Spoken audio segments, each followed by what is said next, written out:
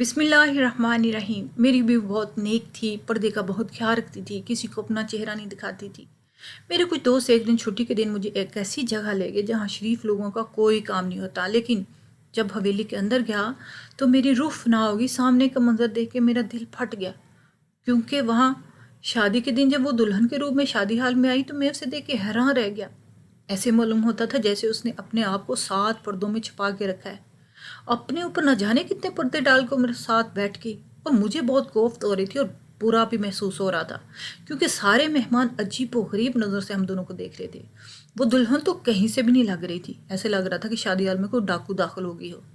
وہ اتنے سارے پردے اپنے اوپر ڈال کر آئی، ہر کوئی اسے یہی کہہ رہا تھا کہ اپنا چہرہ دکھاؤ، لیکن اس کی ماں سامنے کھڑی تھی اس کی ڈھال بن کر، اور بول رہی تھی کہ میری بیٹی بہت زیادہ پردے دار ہے، نیک ہے اور کسی کو اپنا چہرہ نہیں دکھائے گی۔ اس کی یہ بات سن کر تو میں حیران رہ گیا۔ ان لوگوں کی سوچ پر مجھے حیرت ہو رہی تھی۔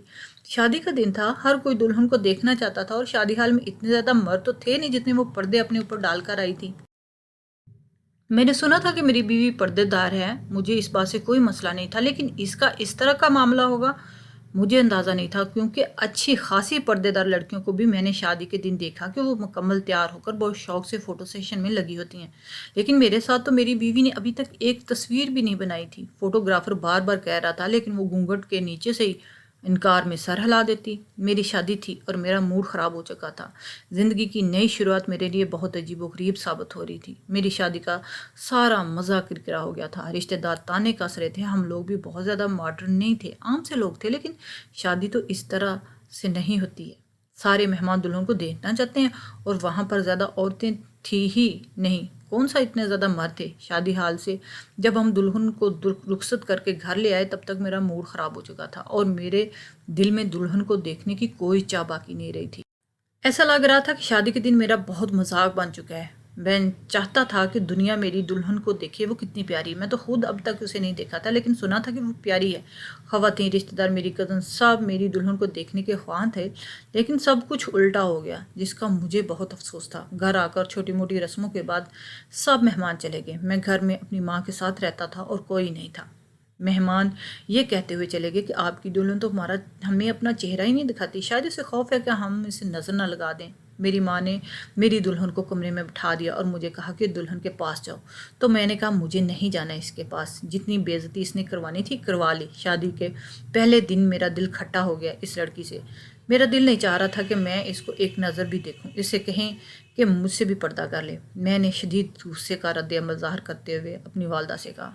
میری والدہ نے مجھے سمجھا بجھا کر کمرے میں بھیجا۔ وہ خود بھی بہت پریشان لگ رہی تھی، لیکن ماحول کو خراب نہیں کرنا چاہتی تھی۔ میں بہت ہی موڈ خراب کے ساتھ کمرے میں داخل ہوا۔ مجھے دلہن کو دیکھنے کی کوئی خواہش نہیں تھی، لیکن جیسے ہی میں نے دروازہ کھولا تو جائے نماز پر اس ابصرہ کو دیکھ کر ساری دنیا ہی بھول گیا تھا۔ میں پلک جھپکنا بھول گیا تھا۔ میں نے اپنی زندگی میں اس سے زیادہ حسین لڑکی نہیں دیکھی تھی۔ اوپر سے وہ نماز کے طرز میں سرخ رنگ کا دوپٹہ اپنے گورے اور خوبصورت چہرے کے گرد اوڑھ کر جائے نماز پہ بیٹھی دعائیں مانگ رہی تھی۔ اس کی آنکھیں بند تھیں۔ مجھے اس پر انسان کا گمان نہیں ہو رہا تھا، مجھے ایسا لگ رہا تھا کہ آسمان سے کوئی حور یا پری اتر آئی ہو میرے کمرے میں۔ کچھ دیر پہلا والا غصہ میں بھول چکا تھا اور لمبے لمبے ڈھاگ بھرتا ہوا اس کے قریب جا بیٹھا، اسے دیکھنے لگا۔ اس نے شادی والا لباس ہی پہنا ہوا تھا، بس میک اپ صاف کیا تھا، جو کہ شاید وضو کرنے کی وجہ سے اس نے مٹا دیا، اور جب وہ بنا میک اپ کے اتنی حسین تھی تو میک اپ کے ساتھ تھوڑی دیر پہلے کیسی لگ رہی ہوگی۔ میں سوچ میں پڑ گیا۔ وہ دعا میں اس قدر مشغول تھی کہ اسے میری آمد کی خبر نہ ہوئی۔ جب اس نے آنکھیں کھول کر میری طرف دیکھا تو چونک گئی۔ اس نے مجھ سے سوال کیا کہ آپ کون؟ اس نے اس قدر معصومانہ سوال کیا کہ میری ہنسی پھوٹ گئی۔ میں نے اسے کہا کہ شادی کے بعد رات کے اس پہر تمہارے کمرے میں تمہارے شوہر کے علاوہ کون آ سکتا ہے؟ میں نے شرارتی انداز سے کہا، اور تھوڑی دیر بعد وہ میک اپ کے ساتھ آئی اور اس کا تو حسن میں 4 چاند لگ گئے۔ اس نے دلہنوں کی طرح دوپٹہ لے لیا اور وہی تمام زیور پہن لیے جو میں نے اس کو شادی پہ دیے، اور میں ایک ٹکی سے دیکھنے لگا۔ جو بات میں کچھ دیر پہلے غصے سے پوچھنے والا تھا، اب میں نے بہت پیار سے پوچھا کہ اس نے میرے ساتھ تصویریں کیوں نہیں بنائی۔ اس نے کہا کہ میں کیمرہ مین کو اپنا چہرہ نہیں دکھانا چاہتی تھی، میں چاہتی تھی کہ سب سے پہلے آپ مجھے دیکھیں، میرا یہ حسن، میری خوبصورتی صرف آپ کے لیے، میں کیوں دوسرے لوگوں کو اپنا حسن دکھاتی پھروں۔ اس نے کہا آپ مجھ سے ناراض ہیں، چلے ٹھیک ہے، ہم موبائل میں تصویریں بنا لیتے ہیں ابھی۔ پھر اس نے موبائل میں ہی میرے ساتھ شادی کے جوڑے میں تصویریں بنوائی۔ مجھے اندازہ ہو گیا کہ وہ بہت اچھی لڑکی ہے اور شوہر کو راضی کرنا اسے بڑے اچھے طریقے سے پتہ ہے۔ میری بیوی کو دوسرے لوگ دیکھیں یہ تو مجھے بھی پسند نہیں تھا، میں خود بھی اس معاملے میں بہت غیرت مند تھا، لیکن شادی کا دن تھا تو سب چلتا ہے۔ خیر، میں نے اس سے مزید کچھ نہیں پوچھا اور ہم نے خوبصورت زندگی کا اس طرح آغاز کیا۔ مجھے اس سے کوئی شکوہ نہیں تھا۔ شادی کے کچھ ہی دنوں میں مجھے اندازہ ہو گیا کہ وہ زمانے کو خوش کرنے والی لڑکی نہیں ہے، وہ صرف شوہر کو خوش کرنا چاہتی ہے۔ میں دن بدن اس کی باتوں سے متاثر ہوتا جا رہا تھا۔ میں نے محسوس کیا کہ اس کی ادائیں، اس کا ہنسنا بولنا انداز صرف میرے لیے ہے۔ تھوڑا سا اگر میرا موڈ خراب ہو جاتا تو فوراً ہی رومانسی سی ہو جاتی۔ اسے بہت اچھے طریقے سے پتا تھا شوہر کو کیسے خوش رکھنا ہے۔ جب اتنی حسین اور کمسن بیوی مجھ پر مہربان ہو تو مجھے اور کیا چاہیے تھا؟ مجھے نہیں معلوم تھا کہ آگے کس قسم کی قیامت میری منتظر ہے۔ یہ شادی، یہ بیوی، ان سب کو لے کر میں خود کو خوش قسمت ترین تصور کر رہا تھا۔ مجھے نہیں پتا تھا کہ یہ سارا کچھ میری جان کا عذاب بننے والا ہے عنقریب۔ میرے کچھ دوست کافی دن سے مجھ سے ضد کر رہے تھے کہ کہیں چلنے کے لیے، لیکن میرا دل نہیں مانتا تھا، میں ایسی جگہوں پہ نہیں جاتا تھا۔ لیکن ایک دن انہوں نے بہت ضد کی تو مجھے جانا پڑا۔ میرے جانے کا سن کر میری بیوی بہت اداس ہو گئی اور مجھ سے لپٹ کر رونے لگی۔ میں نے کہا، ایک رات کی تو بات ہے، جا رہا ہوں، واپس آ جاؤں گا، اتنا پریشان ہونے کی کیا ضرورت ہے؟ لیکن اس نے تو میرے قدم ایسے جگڑ لیے کہ میرے لیے جانا مشکل ہو رہا تھا۔ ادھر میرے دوستوں کے فون پہ فون آ رہے تھے، مجبوراً مجھے جانا پڑا۔ میں نے اپنی بیوی کو یہ نہیں بتایا کہ صرف ایک دن کی بات نہیں ہے، بلکہ میرے دوست کافی دن کے لیے مجھے اپنے ساتھ لے کر جا رہے تھے۔ جب وہ ایک دن کا سن کر اتنا اداس ہو گئی تھی تو کچھ دنوں کا سن کر تو بے ہوش ہی ہو جاتی۔ اس لیے میں نے اسے صرف ایک دن کا کہا تھا کہ اسے پریشانی نہ ہو، لیکن میں نے خود سارا راستہ پریشان ہی رہا۔ یہ پہلی بار تھا جو میں اپنی بیوی سے دور جا رہا تھا۔ وہ جگہ زیادہ دور نہیں تھی، لیکن وہاں پہنچنے مجھے کافی وقت لگ جاتا ہے، یعنی کہ ہم صبح کے نکلے، شام کو وہاں پہنچے۔ وہ ایک بہت بڑی اور قدیم حویلی تھی۔ مجھے اندازہ ہو گیا تھا یہ کیسی جگہ اور یہاں کس قسم کے لوگوں کا آنا جانا ہے اور یہاں پر کیسا کام ہوتا ہے۔ مجھے سب کچھ سمجھ آ چکا تھا۔ میں سمجھ گیا تھا کہ یہاں پر عورتیں نہیں ہوتی، صرف مرد ہوتے ہیں، اور جس قسم کی عورتیں یہاں موجود ہوتی ہیں ان کو دیکھ کر اندازہ لگایا جا سکتا ہے کہ وہ کوئی خاندانی عورتیں نہیں ہوتی، بلکہ کسی اور ہی مقصد کے لیے یہاں آئی ہوتی ہیں یا پھر لائی گئی ہوتی ہیں۔ ان کو دیکھ کر میرے دل میں ان کے لیے نفرت ابھر رہی تھی، کیونکہ مجھے اپنی بیوی یاد آ رہی تھی۔ اس کا پردہ کرنا، اس کی شرم و حیا، نام محرم سے نام ملنا، اس کی ہر ادا مجھے اس قدر متاثر کیا تھا کہ اس کے سامنے مجھے دنیا کی ہر عورت بے مول لگ رہی تھی۔ میں حویلی کے اندر داخل ہوا، وہاں شراب، شباب اور کباب تینوں کو بندوبست تھا۔ محفل سجی ہوئی تھی، میں بھی محفل کے بیچوں بیچ بیٹھ کے اچانک رقاصہ رقص کرتی آئی، لیکن اسے دیکھ کر مجھے لگا میرا اگلا سانس نہیں آئے گا۔ وہ جالیدار نقاب میں تھی، لیکن میرے سامنے وہ 7 پردوں میں ہوتی تو میں اسے پہچان جاتا۔ وہ کوئی اور نہیں، میری اپنی پردہ دار بیوی تھی۔ اس نے رقص شروع ہی کیا تھا کہ اس کی نظر مجھ پر پڑی اور وہ فوراً بھاگی۔ سب لوگ پریشان ہو گئے۔ اس کی جگہ دوسری لڑکی لائی گئی اور اس نے رقص شروع کیا۔ وہ لڑکی جو میری بیوی تھی وہ کہیں غائب ہو چکی تھی۔ میں زندوں میں نہ تھا نہ مردوں میں۔ مجھے اپنی بصیرت پر یقین نہیں آ رہا تھا۔ جو منظر میں نے ابھی تھوڑی دیر پہلے دیکھا وہ سچ تھا۔ اس نے جالی دار نقاب پہنا ہوا تھا۔ مجھے ایک سیکنڈ بھی نہیں لگا اسے پہچاننے میں۔ میرا دل کہہ رہا تھا کہ میں ساری دنیا کو آگ لگا دوں، سب کچھ تہس نہس کر دوں، لیکن میں بالکل بے بس تھا۔ میں اتنے سارے ہجوم کو نہیں بتا سکتا تھا کہ جو ناچ رہی تھی وہ میری بیوی تھی۔ میں اتنے سارے ہجوم کو بتا نہیں سکتا تھا۔ میں دیوانہ وار حویلی کے ایک ایک کونے میں اسے ڈھونڈنے لگا، کہیں وہ مل جائے، کہیں وہ نظر آ جائے۔ میں نے وہاں پر موجود ایک خاص شخص سے اس کا پوچھا تو اس نے کہا کہ وہ لڑکی تو بہت انمول ہے، اس کی تو بہت زیادہ قیمت ہے، اگر وہ تمہیں مطلوب ہے تو تمہیں بہت سارے پیسے لانے پڑیں گے، تبھی تمہیں اس کی قربت نصیب ہوگی۔ اس آدمی کی بات سن کر میں طیش میں آ گیا۔ میں نے آؤ دیکھا نہ تاؤ اسے مارنا شروع کر دیا۔ بہت برے طریقے سے میں اپنا غصہ اس شخص پر اتارنے لگا۔ میرے دوستوں نے دیکھا تو آ کر مجھے روکا اور کہا، کیوں ایسا کر رہے ہو، تمہیں کیا ہو گیا ہے؟ اب میں اپنے دوستوں کو کیا بتاتا کہ میرے ساتھ کیا ہوا ہے؟ میں ان سے نہیں کہہ سکتا تھا کہ میں نے اپنی بیوی کو اس حالت میں اتنی بری جگہ پہ دیکھا ہے۔ میں نے کسی طور اپنے غصے کو قابو کیا۔ میرے دوستوں نے جب میری حالت دیکھی تو وہ مجھے واپس گھر لے آئے اور میں تو جیسے برباد ہو چکا تھا۔ میری حالت ایسی تھی کہ کاٹو تو بدن میں لہو نہیں۔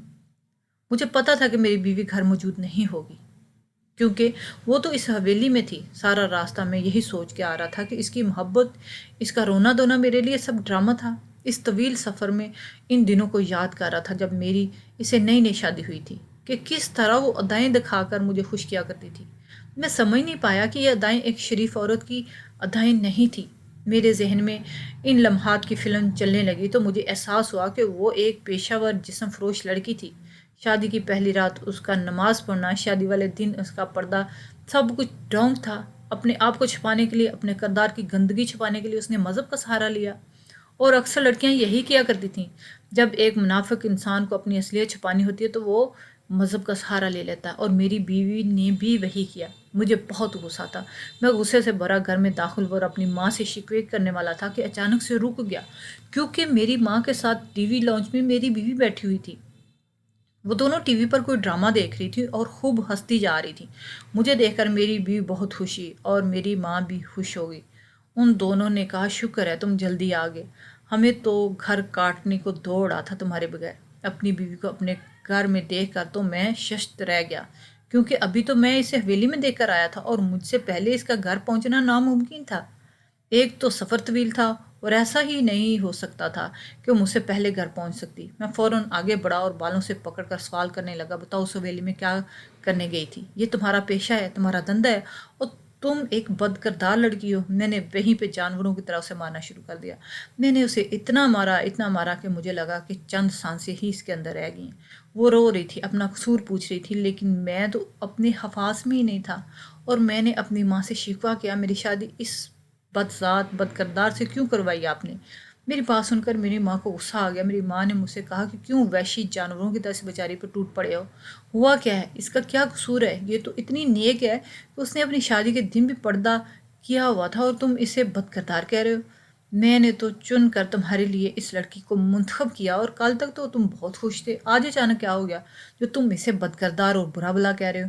میں نے ساری بات اپنی والدہ کی گوش گزار کی تو انہوں نے حیرت سے مجھے دیکھا اور کہا یہ تو جب سے تم گئے ہو میرے ساتھ ہے۔ اس نے صبح سارے گھر کی صفائی کی، ہم نے مل کر کھانا بنایا، پھر کھانا کھایا، جب سے لے کر اب تک ہم ٹی وی پر ڈرامہ دیکھ رہے ہیں۔ اس نے سارا دن میرے ساتھ ہی گزارا اور میں اس کی چشمدید گواہ ہوں۔ تو یہ حویلی کیسے پہنچ گئی؟ مجھے اپنی والدہ کی بات پہ یقین نہیں آ رہا تھا۔ میں اپنی آنکھوں سے اسے وہاں دیکھ کر آیا تھا۔ میں نے اپنی والدہ سے کہا کہ مجھے یقین نہیں آ رہا، تو انہوں نے کہا کہ کیا میں جھوٹ بول رہی ہوں تم سے؟ کیا میں نے کبھی جھوٹ بولا ہے تم سے؟ میری بات سے انکار کر کے تم اپنی ماں کو جھوٹا کہہ رہے ہو۔ ان کی بات سن کر میں سوچ میں پڑ گیا، واقعی میری ماں مجھ سے کبھی جھوٹ نہیں بولتی تھی۔ جب وہ کہہ رہی ہے کہ میری بیوی سارا دن اس کے ساتھ تھی، تو اس نے اس گھر کے کام کیے، کھانا بنایا، تب سے لے کر اب تک انہی کے ساتھ ہے، تو مجھے ان کی بات پہ یقین کر لینا چاہیے تھا۔ جو منظر میں اپنی آنکھوں سے اس حویلی میں دیکھ کر آیا تھا، میں اسے بھی تو نہیں جھٹلا سکتا تھا۔ میں خاموشی سے اپنے کمرے میں چلا گیا اور میرا سر پھٹ رہا تھا، مجھے کچھ سمجھ نہیں آ رہا تھا۔ میری بیوی کمرے میں نہیں آئی تھی، لاؤنج میں ہی اس کے رونے کی آواز آ رہی تھی، اونچی اونچی آواز میں زار و قطار رو رہی تھی، امی سے خاموش کروا رہی تھی، دلاسے دے رہی تھی۔ یہ سارا ماجرا کیا تھا میری سمجھ سے باہر تھا۔ میری ماں کی جگہ اگر کوئی اور یہ بات بولتا تو میں کبھی یقین نہ کرتا اور طلاق دے کے اس لڑکی کو فوراً گھر سے نکال دیتا، لیکن وہ کوئی اور نہیں، میری ماں تھی، میری سچی ماں، جس نے آج تک کبھی مجھ سے جھوٹ نہیں بولا تھا۔ میں نے اپنی بیوی سے بات چیت کرنا بند کر دی، میری ماں سائے کی طرح اس کے ساتھ لگی رہتی، کیونکہ میری ماں کو خوف تھا کہ اگر وہ تھوڑی دیر میری بیوی سے دور ہوئی تو میں اس کی جان لے لوں گا۔ میری بیوی روتے ہوئے میری طرف دیکھتی۔ اس نے 2 دن سے کھانا نہیں کھایا تھا۔ میں نفرت بری نظروں سے اسے دیکھ رہا تھا اور وہ دکھ بری نگاہوں سے، شکوہ بری نگاہوں سے مجھے دیکھتی رہی۔ مجھ سے رہا نہ گیا اور اگلے دن میں پھر سے تصدیق کے لیے اسی جگہ پر اپنے دوست کے ساتھ گیا۔ میں نے اپنے دوست کو سارا ماجرا بتا دیا۔ میرا دوست بھی حیران تھا۔ سن کر اس نے مجھ سے کہا کہ تمہیں کوئی غلط فہمی ہوئی ہے، لیکن میری آنکھوں نے جو دیکھا تھا میں اسے کیسے بھول سکتا تھا۔ ہم اس حویلی میں پہنچے اور بہت رازداری کے ساتھ ہم نے اس شخص کا پتہ لگایا جو اس لڑکی کا دلال تھا، جو اسے حویلی سے لے کر آیا تھا۔ معلوم ہوا لوگ اسی گاؤں کے رہائشی ہیں۔ میں اور میرا دوست فوراً اس دلال کے پاس گئے۔ میرے دوست نے اسے کہا کہ وہ لڑکی کہاں ہے، اس کی قیمت لگانے آئے ہیں، اسے منہ مانگی قیمت دیں گے۔ میرا دوست ایسے کہتے ہوئے مجھ سے نظریں نہیں ملا رہا تھا اور میرے دل پر جیسے خنجر چل رہے تھے، لیکن ہمارے پاس کوئی اور چارہ نہیں تھا۔ اس لڑکی کے دلال نے کہا وہ لڑکی تو ایک کوٹھے سے میں لایا ہوں، وہاں پر ہی رہتی ہے، لیکن میرا گھر یہاں پر ہے، میں بھی بچوں کے پاس آیا تھا، چلے میں آپ کو اس جگہ پہ لے جاتا ہوں۔ وہ شخص ہمیں اس کوٹھے پر لے گیا تو میں اس لڑکی کو دیکھ کے وہاں پر ششت رہ گیا۔ مجھے سمجھ نہیں آ رہا تھا کہ میں اس سے کیا کہوں۔ وہ ہو بہو میری بیوی تھی، لیکن وہ یہاں پر کیسے پہنچ گئی؟ میں تو اسے اتنا مارا کہ وہ سفر کرنے کے لائق ہی نہیں تھی۔ اس کے چہرے پہ زخموں کے نشان تھے اور اب سارے نشان اچانک سے کیسے صاف ہو گئے تھے۔ میں پریشان سا اسے دیکھ رہا تھا۔ وہ چونک کر کھڑی ہوئی اور میرے قدموں میں گر گئی۔ اس نے مجھ سے کہا کہ میری بہن کو طلاق مت دینا، اسے گھر سے مت نکالنا، اس کا کوئی قصور نہیں، وہ واقعی ایک بہت نیک اور پرہیزگار لڑکی ہے، میں ہی بری ہوں۔ اس دن کے لیے حیرت اس سے پوچھا، کون سی بہن؟ کیسی بہن؟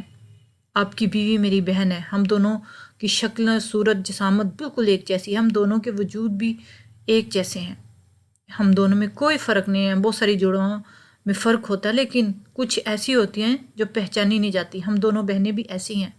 میں اسے دیکھ رہا تھا، وہ کھڑی ہوگی اور پھر اس نے کہا، آپ بیٹھ جائیں، میں آپ کو ساری بات سناتا ہوں۔ اس کی باتیں سننے کے علاوہ میرے پاس کوئی چارہ نہیں تھا، اس لیے میں آرام سے بیٹھ کے اس نے اپنی کہانی بتانا شروع کی اور میرا ہر عضو کان بن گیا تھا۔ ہم دونوں بہنوں کا تعلق ایک بہت ہی شریف گھرانے سے تھا۔ ہمارے والد ایک امام مسجد تھے، ہماری والدہ درس دیا کرتی تھی۔ بچپن ہی سے ہم دونوں بہنیں بہت خوبصورت تھیں، لیکن 12 سال کی عمر میں کسی نے مجھے اغوا کر لیا۔ میں اپنے والدین سے بچھڑ گئی، میرے والدین نے مجھے بہت ڈھونڈا لیکن میں انہیں نہ ملی۔ جس شخص نے مجھے اغوا کیا تھا اس نے مجھے کوٹھے پہ بیچ دیا۔ یہاں پر میرے ساتھ وہی سلوک ہوا جو اغوا کی ہوئی لڑکیوں کے ساتھ ہوتا ہے۔ میں 12 سال کی بچی تھی اور 12 سال کی عمر میں مجھ پر اتنے ظلم کے پہاڑ توڑ دیے گئے۔ پھر میں مجبور ہو گئی یہ کام کرنے کے لیے، کیونکہ انہوں نے مجھے بھوکا پیاسا رکھا، مجھ پر ظلم کیا۔ آہستہ آہستہ میں ان کے رنگ میں رنگتی چلی گئی۔ پھر اچانک ایک بازار میں میری ملاقات ایک عورت سے ہوئی۔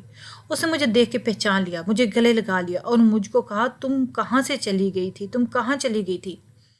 میں نے اس عورت کو نہیں پہچانا، مجھے کچھ یاد نہیں آیا تھا۔ اس عورت نے کہا کہ میں تمہاری سکی ماں ہوں۔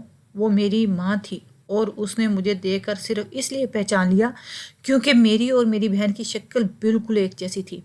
اس نے مجھے میری بہن دکھائی جو بازار میں شاپنگ کے لیے آئی ہوئی تھی۔ مجھے بہت کچھ یاد آ گیا۔ میں نے اپنی ماں اور بہن کو گلے لگا لیا، ہم تینوں کافی دیر تک روتی رہیں۔ میری ماں نے بتایا کہ تمہاری بہن کی شادی ہو رہی ہے اور ہم یہاں اس کی شادی کی شاپنگ کرنے آئے ہوئے ہیں، تم ہمارے ساتھ چلو۔ میں نے اپنی ماں سے کہا کہ میری ماں، اتنی غلط جگہ پر میں رہ کے آئی ہوں، آپ کے شریف گھرانے اور زمانہ مجھے قبول نہیں کرے گا۔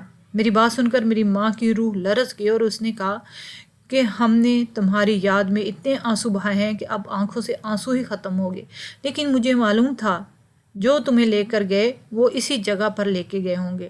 میری راتوں کی نیند تمہارے جانے کے بعد حرام ہو گئی تھی، لیکن وقت گزرتا گیا تو میں نے خود کو سنبھال لیا۔ بس میں ہمیشہ یہی دعا کرتی تھی کہ کاش تم مر جاؤ مگر ایسے ہاتھوں میں نہ لگو، لیکن آج یہ سن کر میرا دل پھٹ رہا ہے کہ تم اس حال میں پہنچ گئی ہو جس کا مجھے خوف تھا۔